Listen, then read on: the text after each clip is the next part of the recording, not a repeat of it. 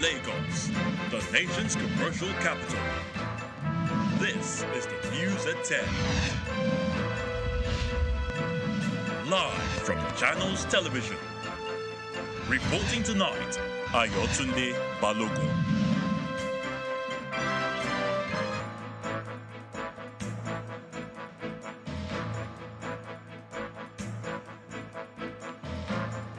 Tonight, Acting Inspector General of Police Kayode Egbetokun assumes duty at the police headquarters in Abuja, seeks collaboration of all to tackle criminality and secure the country. Allied People's Movement, APM, closes its case at the Presidential Election Petition Court as the Labour Party calls 4 more witnesses to establish its case against the victory of President Bola Tinubu. Co-chair of the Bill and Melinda Gates Foundation, Bill Gates engages innovators and creators in a conversation in Lagos aimed at advancing artificial intelligence in Africa to tackle inequity. On business news tonight, sale of Eco rice to commence as Lagos State Government and a private agro-business firm launch a 5 billion naira forward contracts for supply of the commodity. On sports news, Bendel Insurance beat Enugu Rangers 1-0 to emerge winners at the nation's oldest club football competition, the Federation Cup.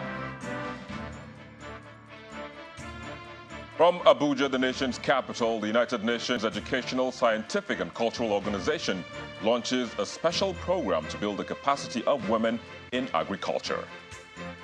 And in international news from London, the US Coast Guard says rescuers searching for a tourist submarine near the Titanic wreck in the North Atlantic have heard noises in the area near where it went missing on Sunday.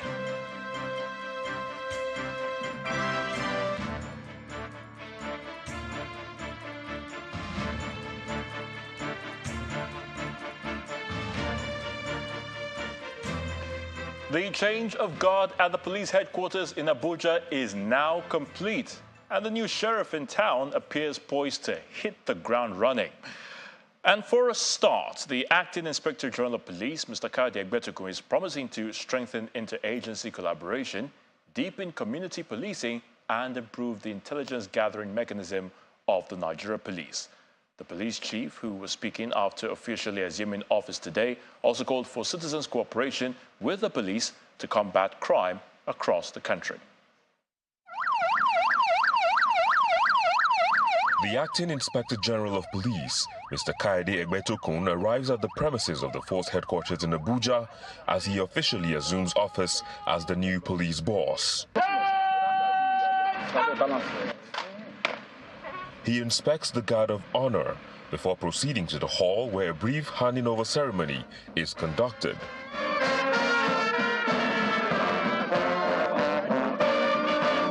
The former Inspector General of Police delivers his farewell speech, thanking men and officers of the force for their support while he superintended over the affairs of the police. He acknowledges the progress made under his leadership while taking cognizance of the task ahead of his successor. As I exit the leadership of the force today, I believe that I am leaving it better than I met it. I believe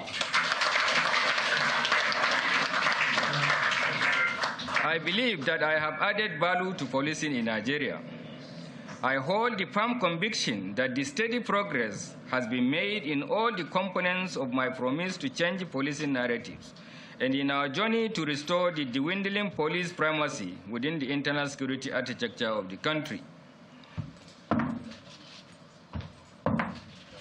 In a brief ceremony, the former Inspector General of Police hands over the baton of leadership to the Acting Inspector General of Police, Mr. Egbetokun.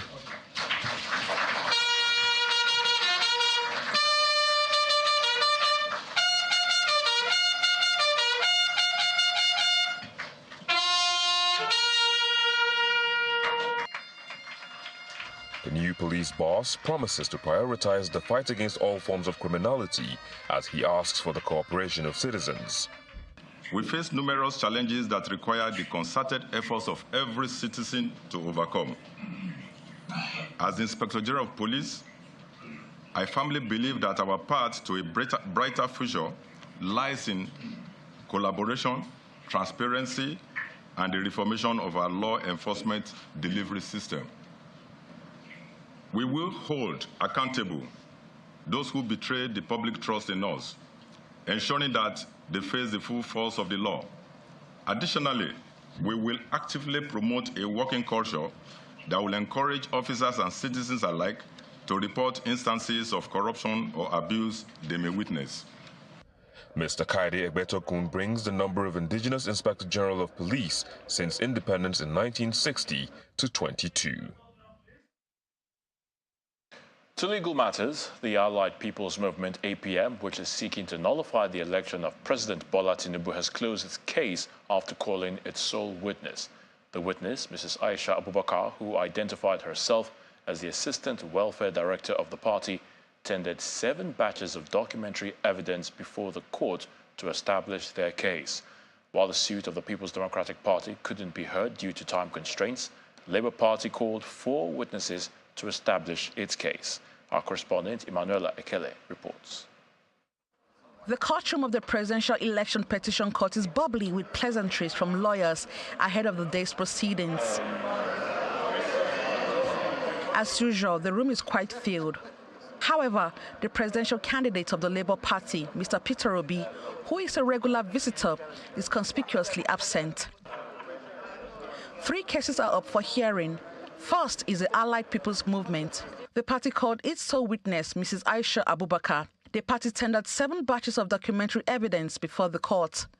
The party is seeking to nullify the election of President Tinubu based on allegations of double nomination by Vice President Kashim Shettima. APC's lead counsel, Lateef Fagbemi, tendered a copy of the Supreme Court judgment, which the respondent said had earlier settled the issue of APM raised in the petition. The court admitted it as evidence despite objections from the APM. The court subsequently adjourned the matter till July 14 for all the parties to adopt the final briefs of argument, and APM closed its case. Next is the case of the People's Democratic Party. However, it could not go on due to time constraints and was adjourned to Thursday for hearing. Shortly after, the petition of the Labour Party was called for hearing. The party called 3 witnesses, making it a total of 10 witnesses called so far. The party tendered documents containing total number of registered voters and permanent voters' cards collected across 32 states. The documents were certified by INEC through the witnesses. The witnesses said accreditation of voters was seamless, but transmission of presidential election results was difficult. They also said they wouldn't be surprised if the results were uploaded on the IREV. Labour Party is expected to close its case on Friday, while the respondents get ready to open their defense almost immediately. Hearing in the petitions have been adjourned to Thursday for continuation. Emanuela Ekele, Channels Television News. In another legal matter, a federal high court Abuja has fixed October the 23rd to hear a suit filed by former Minister of Petroleum Resources Diezani Alison Madueke, challenging the order obtained by the EFCC for final forfeiture of her seized assets. Justice Inyang Ekwo fixed the date after her counsel, Benson Igbanoy, and EFCC's counsel regularized their processes in the suit. The anti-corruption agency had planned to conduct public sale of all the assets seized as ordered. The auctioning conducted on the seized assets, believed to include Diezani Alison Madueke's property, started on January the 9th. But the ex-minister in her suit sought an order extending the time within which to seek leave to apply to the court for an order to set aside the EFCC's public notice issued to conduct public sale on her property. But then the EFCC, in a counter affidavit deposed to by Mr. Rufai Zaki, a detective with the commission, urged the court to dismiss her application. The suspended chairman of the EFCC, Abdurrashid Bawa, had recently revealed that $153 million and over 80 properties had been recovered from Diezani Alison Madueke. Staying with the Federal High Court, Justice Inyang Ekwo has given an order restoring Mr. Mahdi Guzo as the Deputy Governor of Zamfara State following his impeachment by the State House of Assembly on February the 23rd, 2022, in spite of a subsisting court order. Delivering judgment, Justice Ekwo also set aside all the steps and actions taken by the House of Assembly, former Governor Bello Matawalle, and the state's chief judge in the purported impeachment of Mr. Guzo during the pendency of the suit in court. Justice Ekwo, who held that the acts of the then Assembly Speaker, ex-Governor, Chief Judge, and indeed others was an aberration and cannot be allowed to stand, describing it as null and void and of no effect whatsoever. Away from the courts, co-chair of the Bill and Melinda Gates Foundation, Mr. Bill Gates, today engaged innovators and creators in Lagos in a conversation he hopes will drive the advancement of artificial intelligence in Africa, especially to fight inequity. The moderated event was aimed at gathering insights and sharing perspectives on how science and innovation can accelerate positive change and contribute to a brighter outlook for Africa. The Africa Youth and Innovation Forum was organized in partnership with the Lagos Business School, Co-Creation Hub, and Channels Television. It's a room full of startup founders, technology experts, innovators, and some of the brightest minds in Nigeria as they come together to gain insight from a tech icon and global changemaker, Bill Gates. Once again, the Pan-African Youth Innovation Forum 2023 is a gathering of tech champions in Africa, hosted by the Lagos Business School and Co-Creation Hub, with support from the Center for Communication and Social Impact, as well as Channels Television. We must create an enabling ecosystem that nurtures innovation, encourages collaboration, and fosters a culture of research and development. This forum provides an opportunity for our youth to engage with thought leaders, industry experts, visionaries like Mr. Bill Gates. Together, we can learn from one another. Mr. Gates, I kindly invite you to come on stage. Mr. Gates, who is co-chair of the Bill and Melinda Gates Foundation, praises Nigeria's tech sector and creative industry and speaks to how advances in technology, especially artificial intelligence, can help fight inequity. Being here in Nigeria, I can't help but mention the amazing creativity that goes on here. Afrobeats from Nigeria are popular everywhere. When my daughter Phoebe heard I was coming to Nigeria, she said, "Oh, you're lucky you get to go see Burma Boy and Rima." So I had to look them up because I'm so hip. Now, talent and determination will be key to reduce the big equity gaps in this country. How we're going to take AI and use that in positive ways. A lot of talk about the challenges, and that's valid, but AI is going to be used for things like designing malaria drugs. Malaria is a great example where there's not a great market opportunity, and so the normal approach wouldn't prioritize that. But when we put on this lens of inequity, obviously that's something very important. After his speech, the American business magnate and investor, best known for co-founding software giant Microsoft, engaged in a chat with Bosun Tijani, co-founder and CEO of Co-Creation Hub, during which an opportunity was provided for members of the audience to ask questions. Before your next trip, or in the next 4 years, what sort of progress would you like to see in the country? Since the turn of the century, the reason that globally childhood deaths have been cut in half is largely because we added new vaccines for pneumonia, for diarrhea, a variety of vaccines, and we were able to drive that vaccine coverage up. And so, our goal, I'd say, in the country is helping to get the primary health care system to execute on that very basic intervention.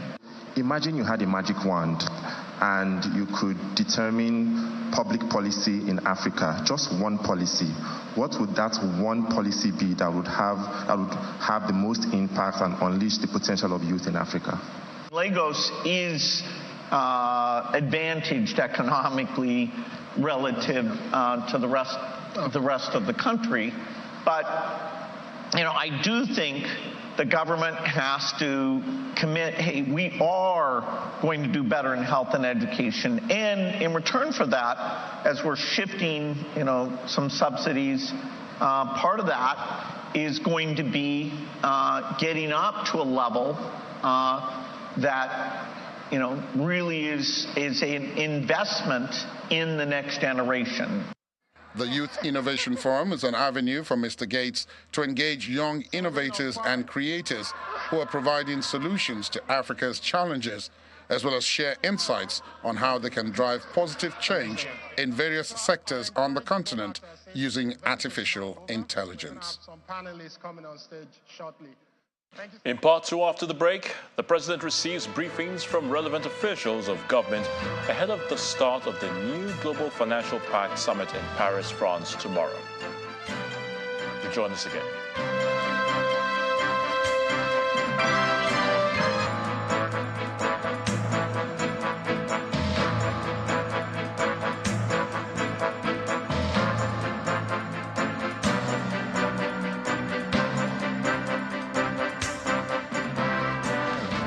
This is Premium Pension. How can we help? Our experts work behind the scenes, enabling our members grow wealth to secure a premium tomorrow. We see your hard work and we make your money work hard for you. We are growing with you in commitment and service. Leveraging technology to meet your demands.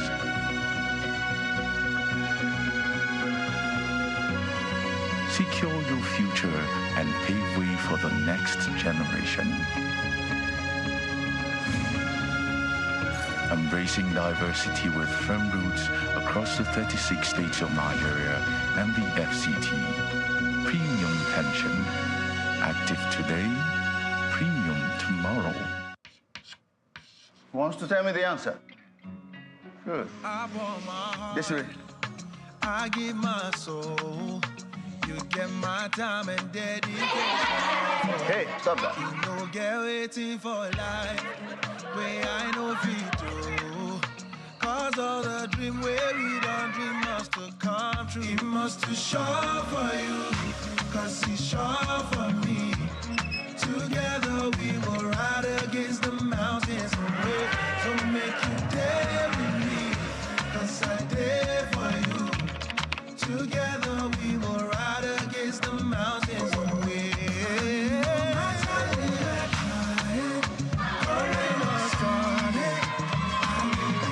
Teach the advanced way with Glow LTE Advanced, the power of 3 data networks in one. Get a Glow SIM or dial *301#.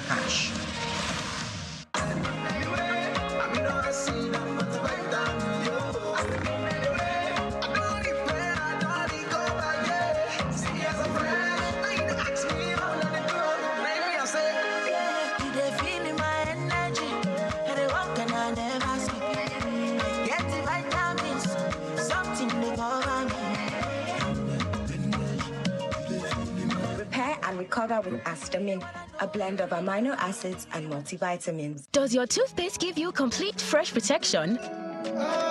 New Close Up Toothpaste Complete Fresh Protection takes care of your 5 important oral care needs. It gives you strong teeth, prevents tooth holes, cleans deeply, fights bacteria, and gives you fresh breath. Complete fresh protection from Close Up.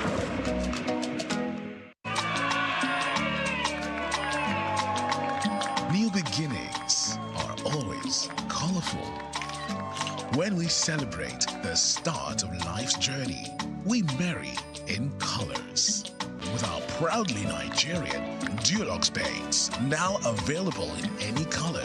Express your world however you want it. Visit a Dulux Color Center to get any color instantly. Dulux, let's color. Trust does not come cheap. It's a word you can bank on. The efficiency you can trade with. Trust should be what you demand and what every partner should give. Trust is the insight you base your business decision on. Trust should give your dreams wings, taking you above and beyond your borders. You have to trust your gut and trust that your dreams are valid. In our world of corporate and investment banking, trust is a big word. A word that guides and leads our commitment to your growth and that of your business. Go for growth with your trusted partner.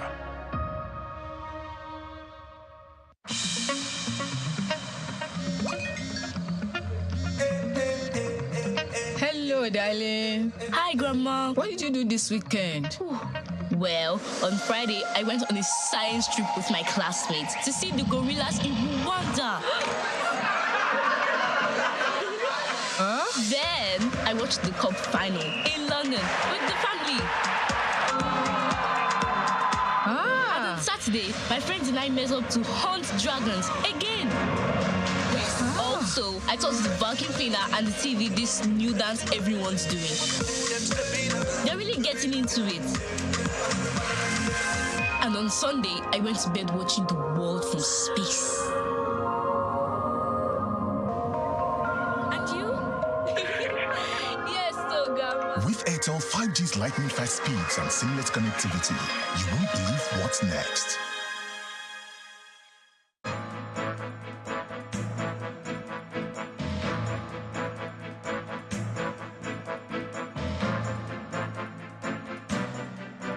Welcome back. If you just joined us, you're watching the news at 10, coming to you live from Channels Television. A reminder of our top stories.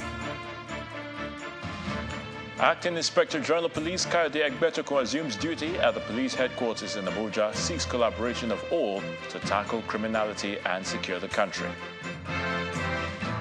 Allied People's Movement closes its case at the Presidential Election Petition Court as Labour Party calls 4 more witnesses to establish its case against the victory of President Bola Tinubu. Co-chair of the Bill and Melinda Gates Foundation, Bill Gates engages innovators and creators in a conversation in Lagos aimed at advancing artificial intelligence in Africa to tackle inequity. And the U.S. Coast Guard says rescuers searching for a tourist submersible near the Titanic wreck in the North Atlantic have heard noises in the area near where it went missing on Sunday.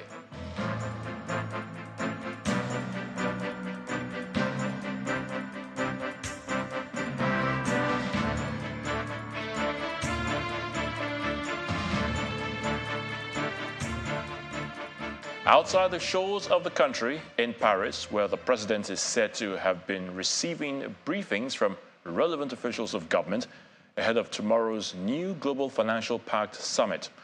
According to the special advisor to the president on special duties, communication and strategy, Mr. Dele Alake, no less than 4 foreign leaders have requested to meet with the president during the summit organized by President Emmanuel Macron of France. Among the countries expressing interest to expand cooperation, or economic cooperation that is, with Nigeria are France, the United States and Switzerland. He adds that the president wants to network with international finance corporations and countries that will facilitate direct foreign investment into Nigeria.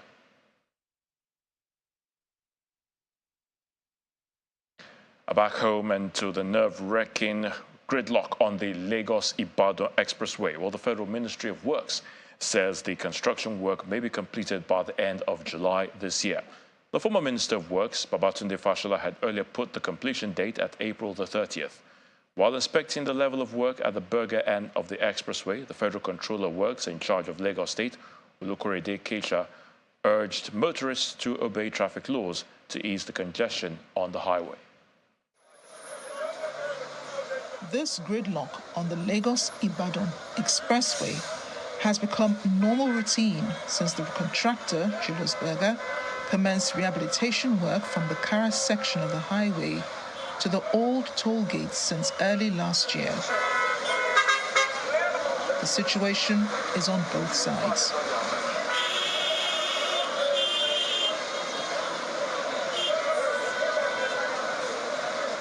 The hardship experienced on this route is a daily occurrence affecting businesses, making motorists stranded for long hours without being able to catch up with their appointments due to lack of alternative routes. Usually, motorists are forced to drive opposite ways just to get to their destination, making the situation worse. Motorists coming from the old toll gates are stuck in traffic as a result of the ongoing construction work and the demarcation on the road. The people are unhappy about the situation. It's a terrible experience, very terrible experience, because the vehicle have been in since 11:30, got here past 12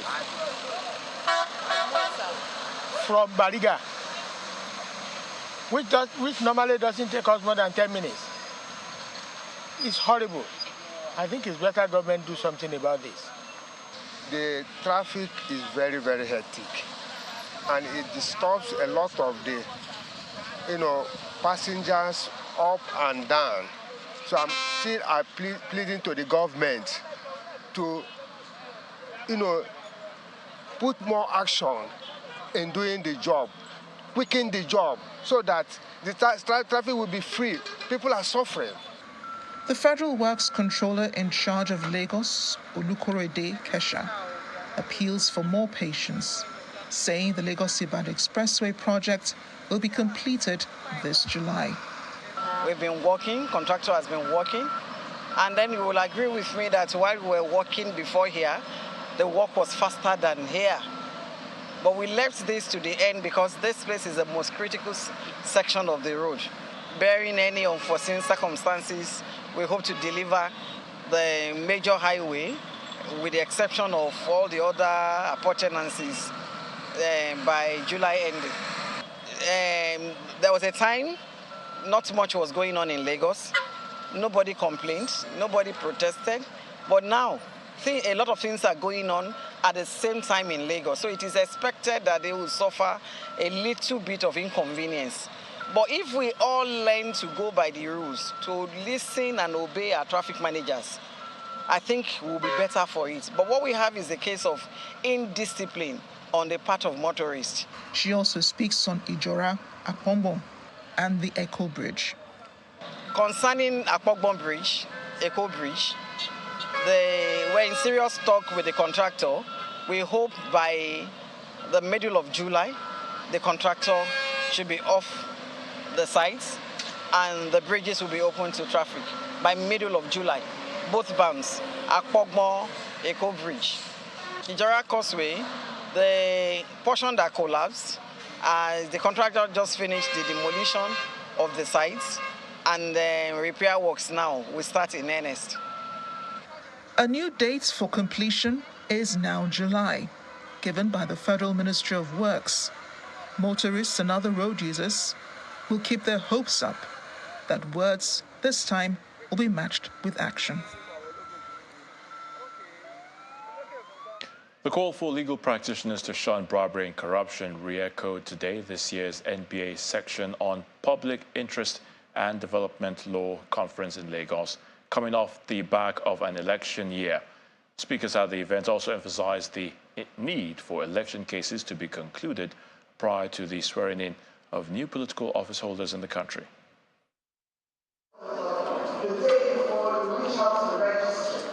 It was a reality check at the 2023 NBA section on public interest and development law annual conference with the theme, Post-Election Nigeria, the Judiciary in the Eye of the Storm. The focus of the conversation is to persuade judges, lawyers and judicial staff to shun bribery and corruption and to adhere to the rule of law and constitutionalism in dispensing their role in the court. Election everywhere has three main components. The first is the registration of voters. The second is voting proper, an announcement of the electoral results. And the last is the intervention of the judiciary to redress electoral grievances. Speakers at the event include senior advocates of Nigeria, Olisa Agbakoba, and Femi Falana, who was the guest speaker. Governor of Abia State, Alex Oti, is the special guest. He harps on the issue of corruption in the judiciary. If justice is miscarried, because justice is now available to be sold and bought, then the society gets into trouble. Because sooner than later, money bags will become your leaders, and money will become the main subject for justice. Mr. Agbakuba wants the President Tinubu administration to revisit the Uwais report on judiciary reform to ensure the amendment of the electoral law of the country. President Yar'Adua recognized the weak processes that brought him to office. Nobody has ever done that. And what did he do? He set up the Uwais panel. And I had the opportunity to send a message to CJ Uwais, because he just turned 87. And I wished him the best and said my birthday gift to him is if President Tinubu and our dear senator here, who is in the NAS, can implement that report. For human rights lawyer Femi Falana, election petition cases in the country should be fast-tracked and made to end before the swearing-in of a new government. Lawyers are contributing more to the subversion of the democratic process than INEC or politicians. And I'm talking of senior lawyers. Like you yourself have said, a man has come, he lost an election, a bad case. Say, please, can you help me? No, your case is bad. Your case is bad. But some bad lawyers amongst us, senior lawyers, will give the impression that they could perform magic. They will collect money, and in very bad cases, collect money for judges. At the end, there was a consensus on the need to also strengthen the electoral umpire to enable it perform its duties and roles, unhindered by the political class. Dominic Iwiwu, Channels Television News. Still ahead on the news at 10, sale of Eco Rice to commence as Lagos State Government and private agro-business firm launch 5 billion naira forward contracts for supply of the commodity. That's in business news. Please join us again.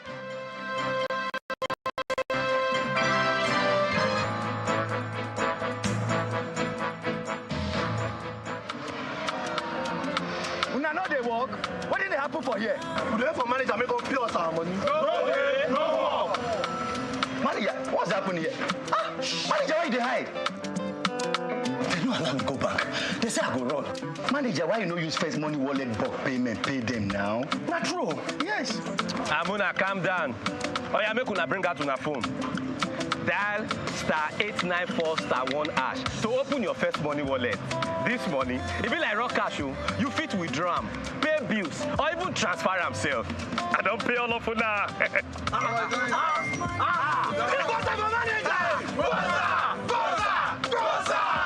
I beg you 5 bosa for first money wallet. Enjoy the unlimited life with First Money Wallet. Dial *894*1# on any mobile phone to activate now. You first. First Bank. Hey, big head. Oh, yeah, sorry. Where are you? I'm at the bus stop. Dinner is ready and mommy wants you to come home. Come in as soon as I get a bus.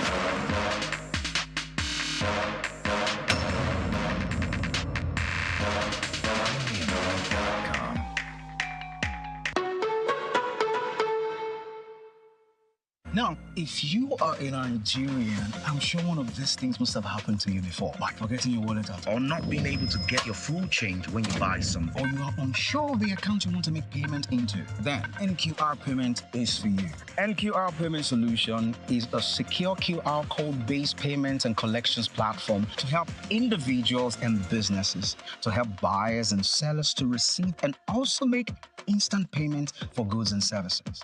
Now, if you're a customer, here are 4 easy steps to pay sharp with NQR. 1. Sign into your mobile banking app, click on Payments, then select QR Payment. 3. Scan the unique QR code presented by the merchant. And 4. Confirm the beneficiary name, amount, then input your PIN, and the merchant receives its payment instantly. To use NQR for your business, contact your bank.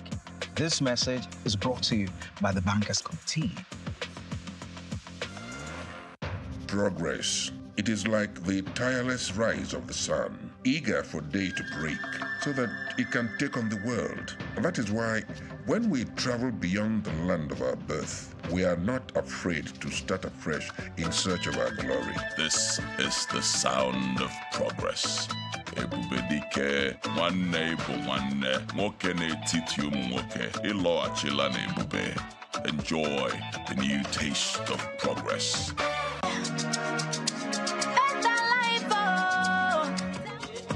That's right. You too could be one of the 20 Zenith Bank customers that will win 150,000 Naira every 2 weeks from June 1st, 2023 until May 31st, 2024 in the Zenith Better Life Promo 3. To qualify, simply open a Zenith Bank account. For more information, visit www.zenithbank.com/betterlife. Live the better life with Zenith Bank. The Duchess International Hospital opened its doors in October 2021. The mission of the hospital is to reverse medical tourism. We take particular care here at the Duchess to bring together a combination of the brightest and the best locally, as well as Nigerians in the diaspora who are interested in returning to do very good work for the benefit of our patients here in this country. The good thing is that we have all international expertise here, all international facilities here, international people working here. Everything is coming together in a space which was considered not great in terms of the availability of healthcare. Access Bank, of course, has been able to provide us with a robust range of products and services that has enabled us to deliver that standard and quality of healthcare that is integral to our mission as an organization.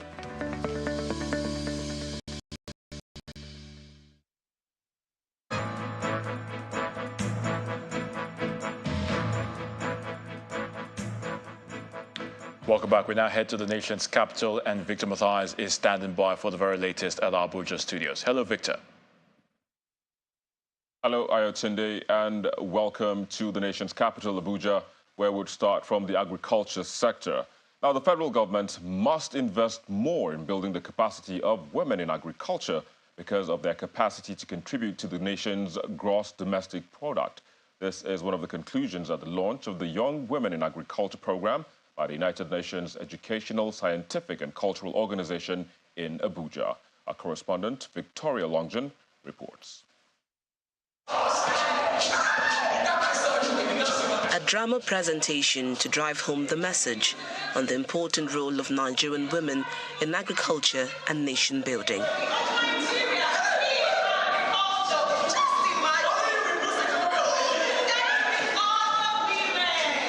It's the launch of the Young Women in Agriculture Champions Program, organized by the United Nations Educational, Scientific and Cultural Organization, UNESCO, an event to celebrate the accomplishments of young women in agriculture and a call to action to the federal government to invest in women's capacity. Recognizing the key role women play in agriculture, the launching of Young Women in Agriculture in Nigeria could not have come at any better time than now, when food insecurity has become a major issue in Nigeria.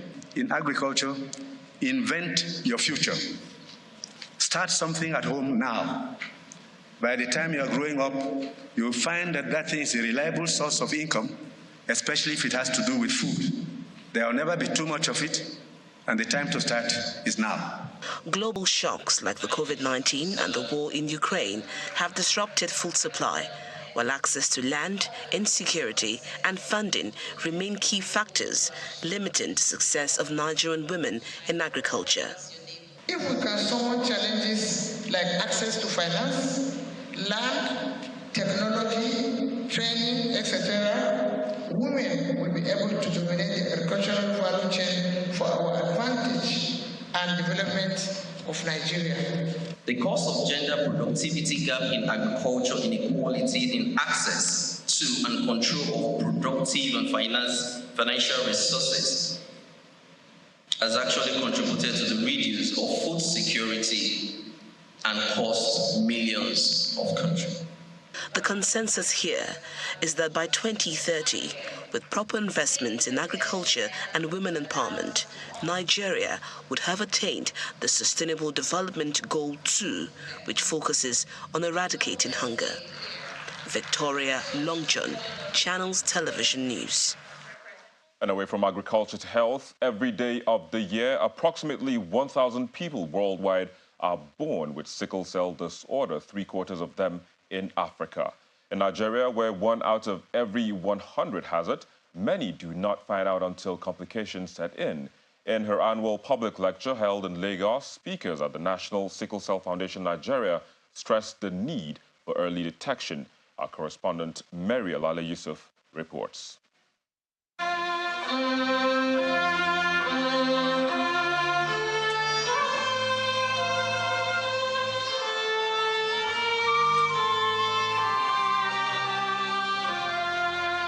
The Sickle Cell Annual Public Lecture is not just one of the activities to celebrate the World Observance, but an avenue to teach and learn about the disorder. To start off, the chairman of the event comments on progress in knowledge and treatment. My mother had 7 of us, and most of them died at childbirth. So in fact, in my own time, sickle cell was a death sentence even at birth, because the mothers were not properly cared for. The main speaker sets the tone for what will be an underlying focus for the day. Nigeria has been reported to have the highest burden of sickle cell disorder worldwide. However, care is still suboptimal. It is fragmented and uncontrolled. Interventions in medicine are making people live longer and with less pain. There are some people who have very high fetal hemoglobin does not know that they have sickle cell disorder. So we found out that one medication that is used to treat cancer, hydroxyurea, can do this. And that is the beginning of the use of hydroxyurea. Consultant hematologist Professor Titilope Adeyemo stresses that early detection will reduce complications of the condition. Between the age of 2 and 5, there is a 1 in 10 chance that a child is likely to come down with stroke. That is why we need to know. We need to know those children who are sickle cell, and then among the children who have sickle cell, who are those who have the high risk for stroke, so that we can put in an intervention. Done to surmount the challenge. Some survivors of the disorder give credit to the foundation for its support. In my 50 years of living with sickle cell, I had no less than 2 blood transfusions a year. You can calculate that, how many blood transfusions. No less than 2. Some I had 3, some I had 4. I think I got to know Professor Akinyoju when I was 38 years. And ever since I knew him, he brought me to the foundation. I didn't have any cause to regret joining the foundation. All the necessary support we need, as in medications, they supply us with medications. According to Professor Akinshete, for more holistic care, many disciplines must be involved.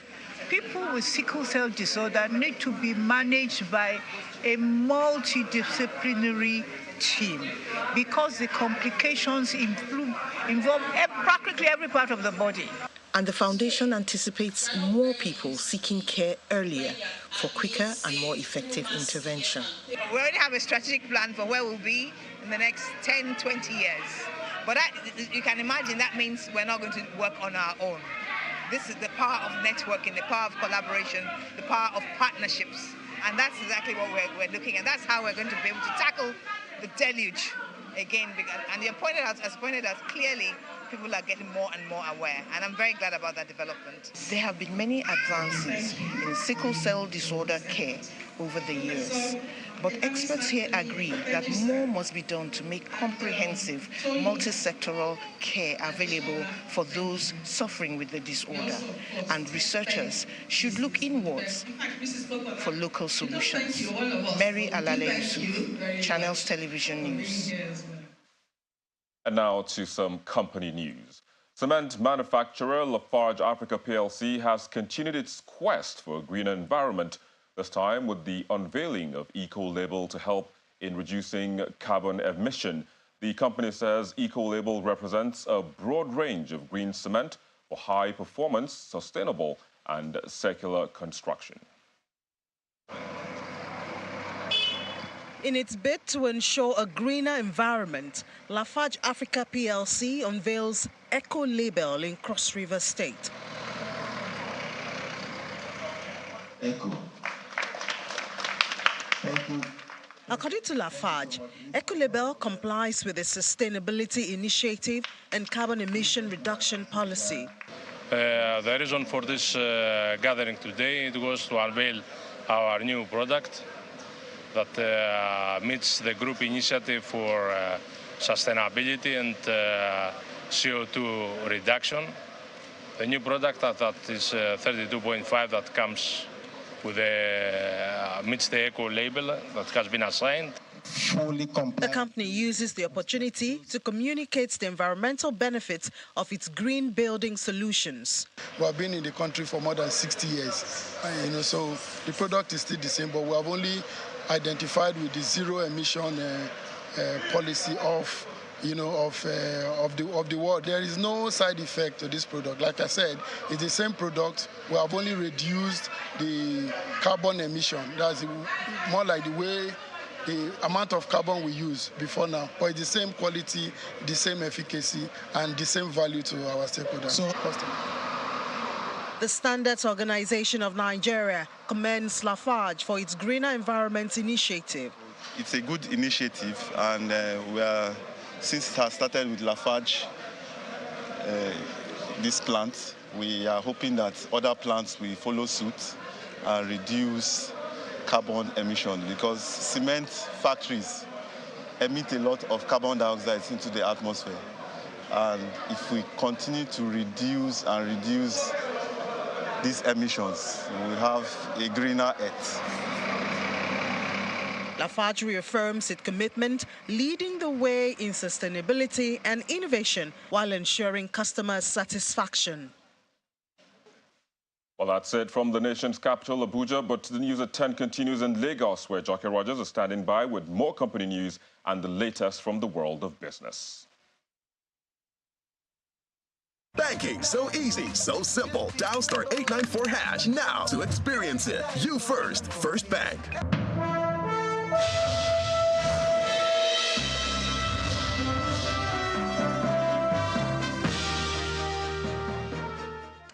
Thanks, Victor. Let's get you more business news. Local rice production has just received a major boost in Lagos State following the launch of a 5 billion naira Eco-Rice Forward contract program with indigenous agribusiness and manufacturing company John Vance Group.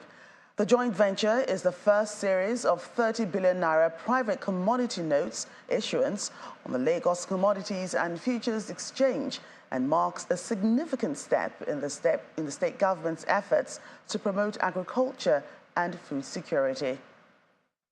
These bags of Eco-Rice will soon be available at various markets and homes across Lagos, courtesy of John Vance Group, a member of Capital Sage Holdings, the first and major distributor of the commodity.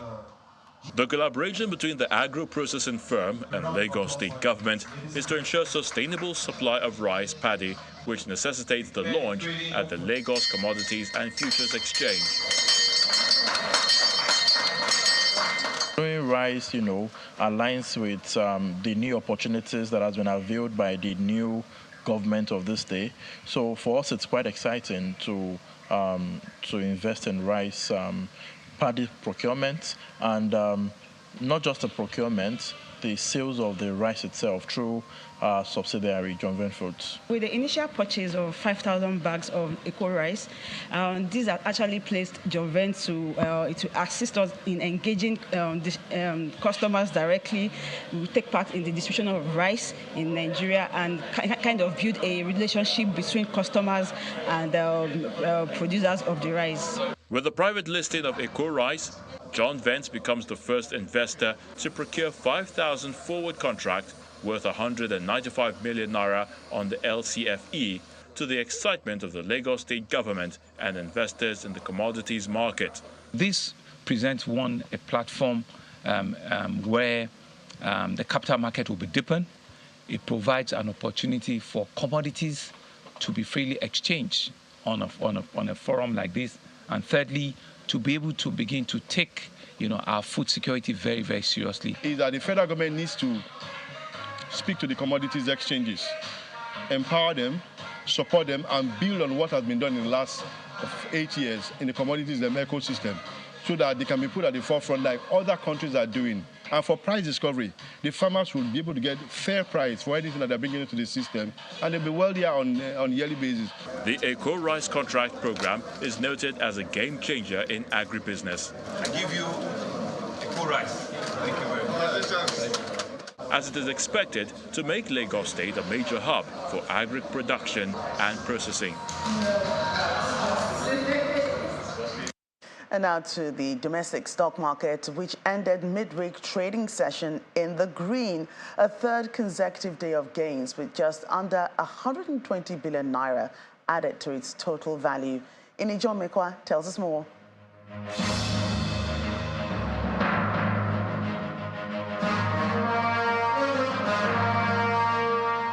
Thank you so much, Joke. Welcome to the Stock Market Report.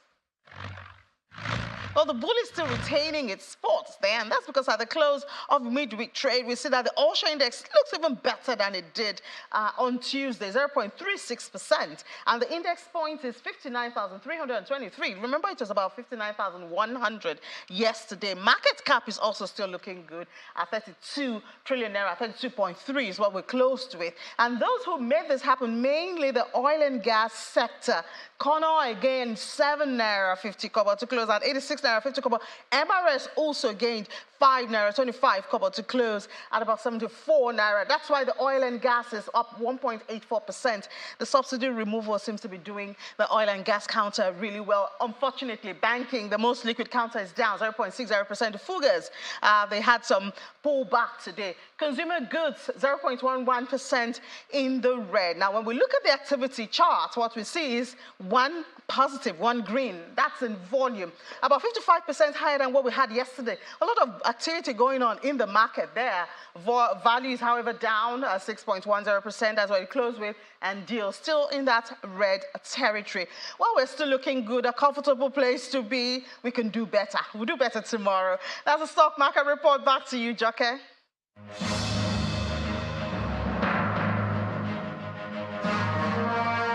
Comfortable indeed. Thank you so much, Ini. Now let's take a look at the closing performance of major stock markets around the world for Wednesday.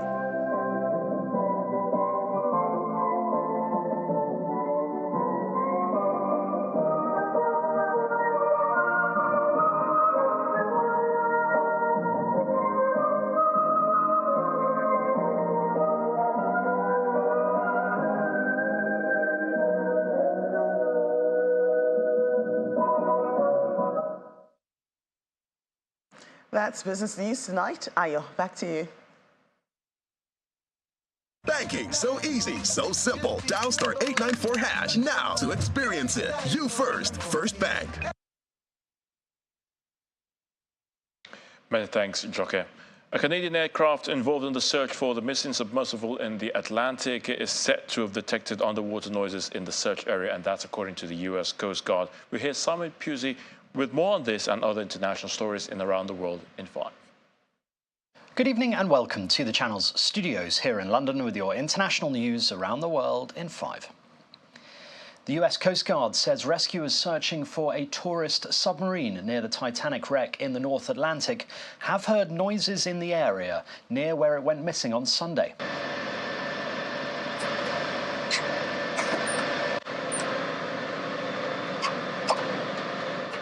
It says a Canadian P-3 plane using sonar buoys heard the sounds, which US Navy experts are now analysing.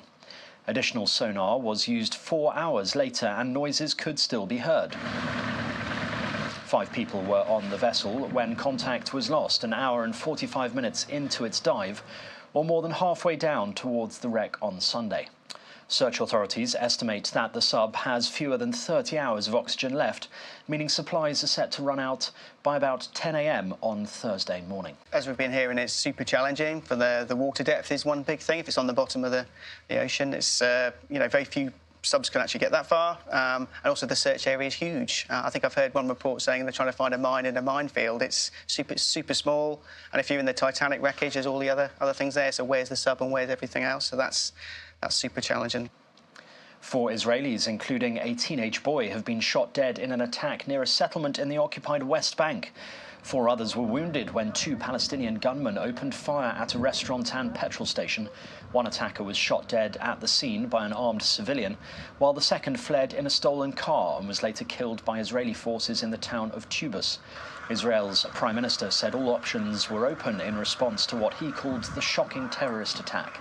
A spokesman for Hamas said the shooting was a response to an Israeli military raid in Jenin on Monday, in which 7 Palestinians were killed. Ukraine President Volodymyr Zelensky has acknowledged battlefield progress has been slower than desired, weeks into the country's military offensive to recapture areas occupied by Russia. He said some people believe this is a Hollywood movie and expect results now. It's not. Analysts say the push is hampered because 200,000 square kilometers of Ukrainian territory had been mined by Russian forces. Ukraine says its counteroffensive has reclaimed 8 villages in the southern region of Zaporizhia and Donetsk so far. The European Union has announced that the bloc will provide Ukraine with a financial aid package of 50 billion euros. Of the aid pledge, funds provided by EU member states will mainly come in free grants and loans, which will be dispersed to Ukraine over the next 4 years, from 2024 to 2027. Meanwhile, a senior World Bank official says Ukraine's economy will need external help for many years to come. Our partners have already pledged $4.3 billion. At the Ukraine Recovery Conference in London, the country's Prime Minister said they still needed $6.5 billion for rapid recovery for the next 12 months. British Prime Minister Rishi Sunak launched a war insurance framework to try to spur companies to invest. This is a huge step forward towards helping insurers to underwrite investments into Ukraine, removing one of the biggest barriers and giving investors the confidence they need to act. With this and everything that we do here, we are sending a message that our support on the battlefield and beyond cannot be outlasted, and that Ukraine's incredible spirit will prevail. The Tesla CEO, Elon Musk, has said the electric car maker will be in India as soon as humanly possible. His comments followed a meeting with Indian Prime Minister Narendra Modi, who is on a state visit to the United States. The Indian government said it had invited Mr. Musk to explore investment opportunities in electric mobility and the commercial space sector. Mr. Musk said he was trying to figure out the right timing to make that happen. And several thousand people have celebrated summer solstice at Britain's Stonehenge, watching the sun rise behind the ancient stone circle built by our Neolithic ancestors over 4,500 years ago.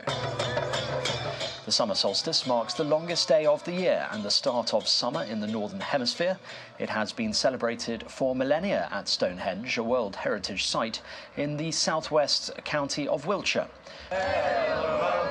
The crowd of pagan and Christian worshippers cheered, played cymbals and clapped as the sun rose over the horizon shortly before 4 a.m. And that's your international news around the world in 5. Now back to the channel's studios in Lagos. Thanks, Simon. 90 minutes at the Stephen Keshi Stadium handed Bendel Insurance their biggest piece of silverware in 43 years after they beat their old foe Enugu Rangers 1-0 to lift the Federation Cup. The club's top scorer, Imade Osarenko, scored from the penalty spot at the nick of half-time for the only goal of the game in Asaba to guarantee the Benin Arsenal a spot at the Continental Showpiece, the Confederations Cup. Earlier, holders Bayelsa Queens retained the women's title, beating Rivers Angels 4-2 on penalties after the game ended goalless on regulation time.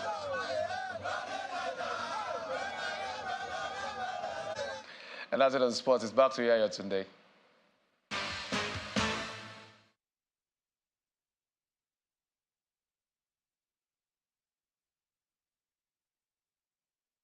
Many thanks, Jeffrey. And the main news again. The acting Inspector General of Police, Kayode Egbetokun, today assumed duty at the police headquarters in Abuja, where he sought collaboration of all to tackle criminality and secure the country. That's the news at 10 tonight. Many thanks for watching. I'm Ayotunde Balogun. Do have a good night.